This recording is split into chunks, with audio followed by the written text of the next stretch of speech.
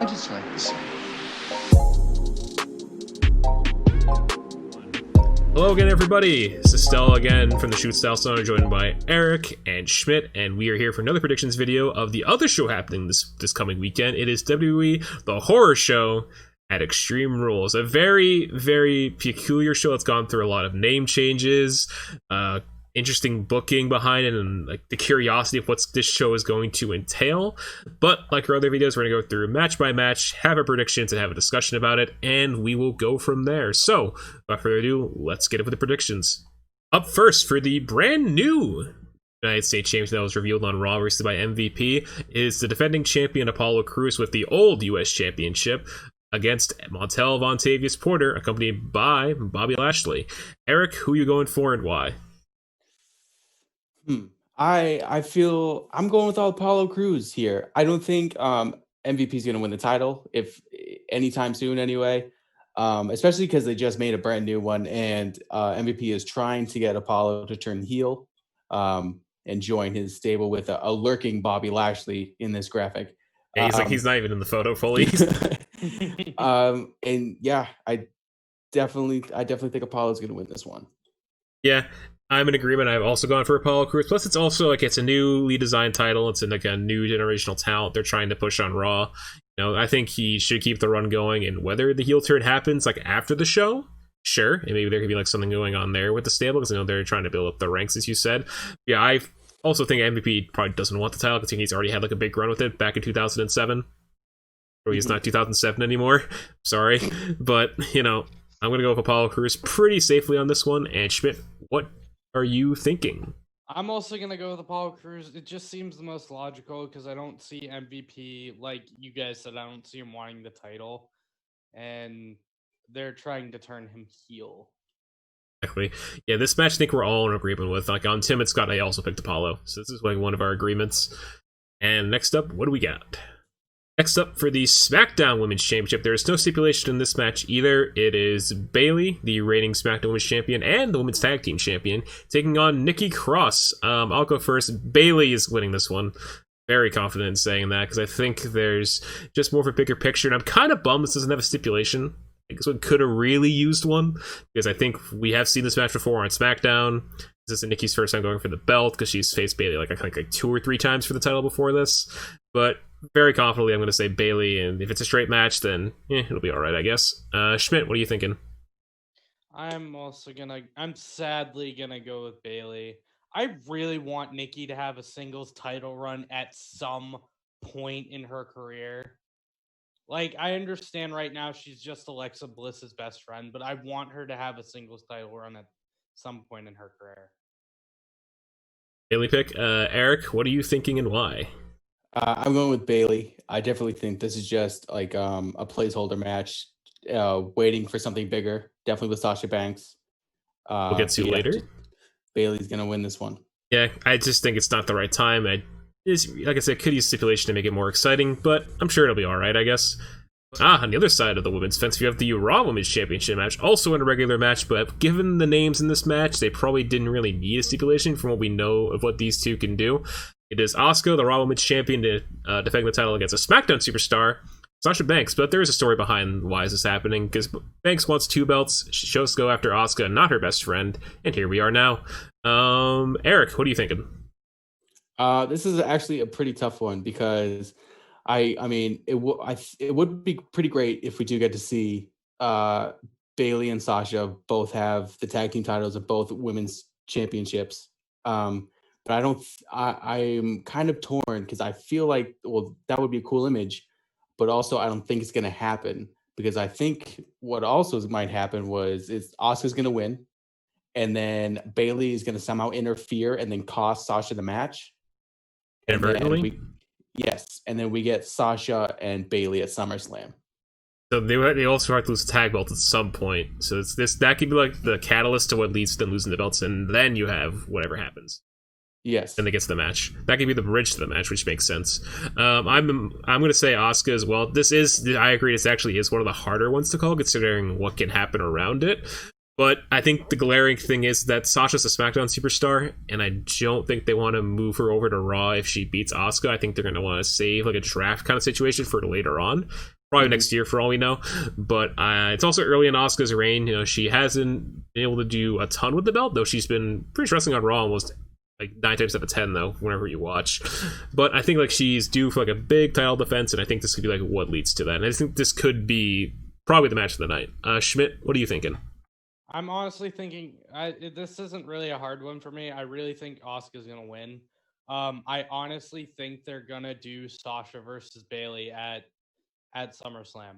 Like I don't think Sasha's gonna win this one. They're gonna have like Eric said, Bailey's gonna do something, and then there's going to be a fight between them. They're gonna lose a tag belt, and that SummerSlam, it's Bailey versus Sasha. Mm-hmm. Yeah, and also additionally, it was teased on Raw Talk this week that if Asuka wins, she is probably going to defend the belt against Kairi next, because Kairi said that she would like a title shot after this, if Asuka retains. That's probably what the Raw title's going to look like at SummerSlam. We'll see where that goes, though. All right, next up in a very, very interesting match with quite the stipulation attached to it, and the rule set that has been released since. It is Ronald Mysterious, also known as Rey Mysterio, taking on, as the graphic says, Seth Rollins. I don't know who this guy is. He looks a lot like Seth Rollins. I don't know about you guys. But yeah, and the stipulation is an eye for an eye match. We saw it on Dynamite earlier this year, but that was a whole different can of worms with that one. That was more, I guess, realistic than this one. The rule set is the winner can only be determined when the other extracts their opponent's eyeball. Wait. Be a lot of CGI in this. There's going to be some cinematic bullshit, but yeah, that's the match. That's how it works. Deal with it. I don't know. Yell at Pritchard. So, Schmidt, what are you thinking? All I'm gonna say is whoever loses this match better be wearing a fucking eye patch next night on They have to at that point, otherwise if it'd they be. don't, I'm basically gonna call bullshit. I'm honestly, I think Seth Rollins might Seth Rollins might get the upper hand on Rey Mysterio in this match. Okay, so you've gone for Seth. He's gonna make Rey totally blind because Rey already has one blind eye. So he could be He might take out that blind eye. It's true. Unless Rey has it covered. We'll see though. He's had it covered on Raw recently with like a bit of material in his mask. Eric, what are you thinking? This is definitely going to be a weird cinematic match. It's definitely not going to be a callback to the first Eye for an Eye match, which was Vader versus Stan Hansen over in Japan. I forgot about that. Seriously, look it up. Vader's eye popped out of his head. It's actually pretty good. It's gross. I've seen it.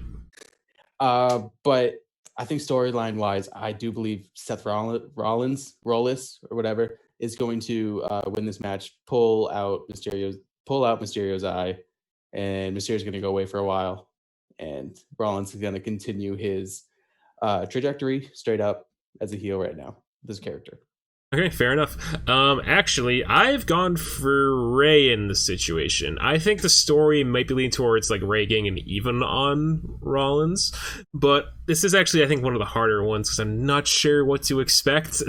Like it could, maybe they both blind each other, which I doubt, but I don't think they would want to have Rey be totally blind considering he's probably going to protect his other eye in this match. And to get back at Seth for what he's done, it makes sense, but also it's like if you don't want a heel to lose amongst his singles push, he's already lost against Drew at a big stage. If you want to keep him looking good, you can have him win again. But I don't know. I feel like they might have Rey win here. I don't know if it's going to be the end of the feud, especially since I heard Rey's working out a contract, but I think they might work that out eventually. But I'm going to go with Rey here. I won't be shocked if I'm wrong, though. And next up in another cinematic match, which is probably where the horror show at Extreme Rules moniker came from. It is not for the Universal Championship. It is just a Wyatt swamp fight. It is the Universal Champion Braun Strowman going against the classic, good old Bray Wyatt. I'm going to go first. I'm going to go for Bray Wyatt in this. The main thing is this is not for the title. So I think this is the way for Bray to get a win back on Braun for having the Money in the Bank.